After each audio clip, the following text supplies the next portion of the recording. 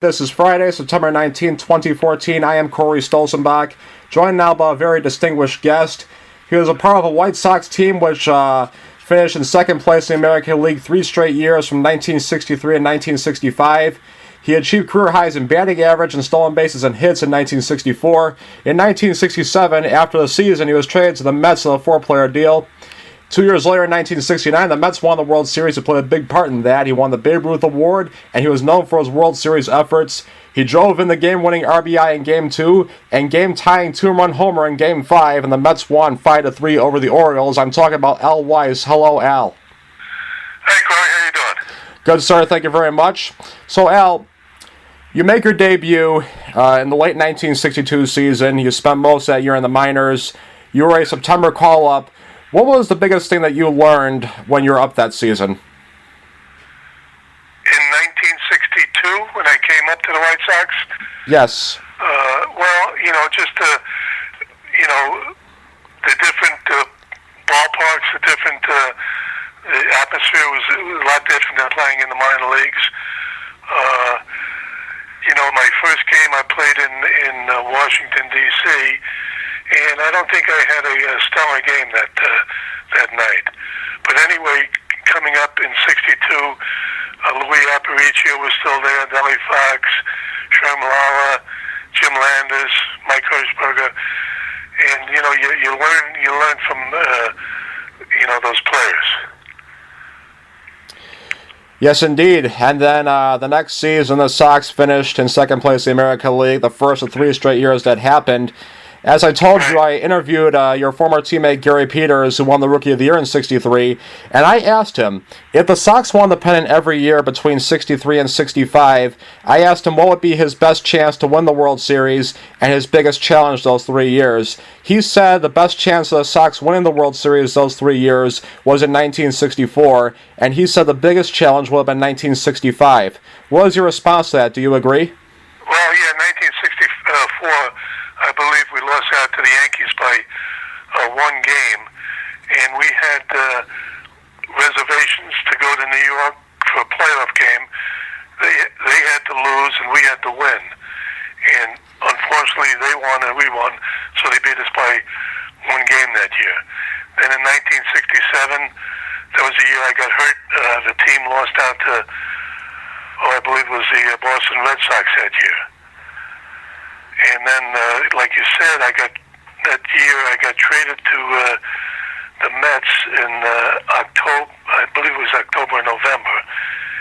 And '68 was my first full year with the Mets, and we wound up basically in last place that year.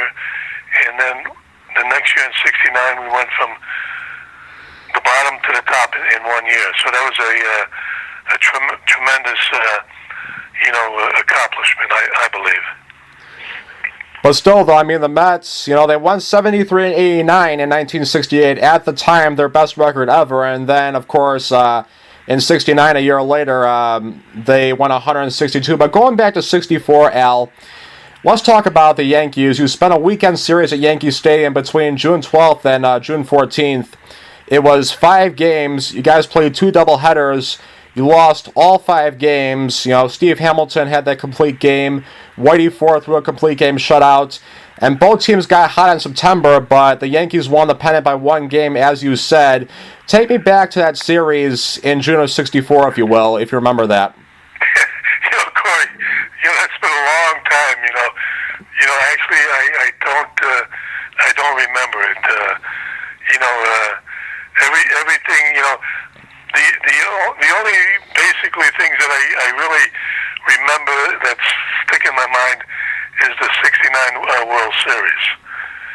And I tell everybody that year I played in the big leagues close to 10 years, and a lot of players play 10, 15 years, don't get a chance to play in the World Series. And fortunately, I was able to play in the World Series that year. But you're going back to 1964, 65, 66. It's hard to remember specific games in that time period. Understood, sir. But let's talk about, okay, your time in New York. And the Mets, they got red hot at the right time in '69, but they didn't start out that great. They actually started off 18-23 in 1969. So what did Gil Hodges do right during that time in New York? Well, first of all, let me tell you that I played for three managers in the big leagues: Al Lopez, Eddie Stanky, and Gil Hodges. And in my opinion, Gil Hodges taught me the most, and he gave me a lot of confidence in myself as a player. Getting back to the World Series, he let me hit in certain situations where most likely I would have been taken out for a pinch hitter with my other managers, and that gave me confidence. And as it turned out, I had a great World Series. But we had the Cubs that year had a 9-game lead, I believe, going into September, and we made up that ground, and we wound up beating them by 9 or 10 games. But we got a lot of help from the Philadelphia Phillies, the Pittsburgh Pirates, and teams in our division. The Cubs were losing, and we were winning, so we're making up a lot of ground pretty quick. I think we won something like 24 out of 30 games at the end of the season. I just don't know that stat, but we did play very well in the latter part of that '69 season. And we had Tom Seaver, Kuzman, Gary Gentry, starting pitchers, and we basically didn't really have that many superstars, but we had a team that did, when somebody played, they did their job. We platooned at first base with Ed Cranepool and Don Clendenin. We platooned in right field with Ron Schroboda and Art Shamsky. Third base with Ed Charles, Wayne Garrett, and myself and Ken Boswell at second base. So we were fresh players. We were well rested. Going down the stretch. Yes, sir. Let's talk about the Cubs. There are a lot of things that didn't really go the way in franchise history. Younger fans will remember in 2003 Steve Bartman, and then maybe some older generations with Leon Durham in '84. Then, of course, though, before all that, though, there was the Black Cat at Shea Stadium in 1969 with Ron Santo on deck. How much of that do you believe in superstitions and the Black Cat and all the curses the Cubs have had, or if you just think it's play on the field and people are just looking for scapegoats? I don't think it had anything to do with our play. It just happened like that. Then it gets blown out of proportion that the Black Cat made us win.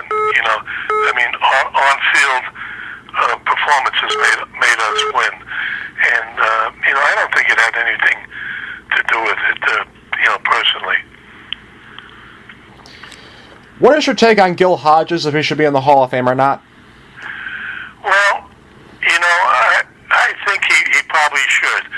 But the only thing that I think is keeping him out is he played in a lot of World Series with the Dodgers.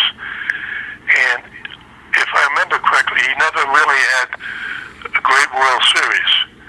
So maybe that's what's holding him back, But Gil was a tremendous individual. He was a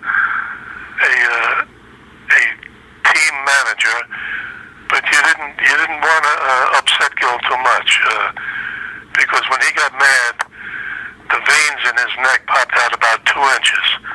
So he was a tough man to get along with, but he was, for a big man, he was very gentle.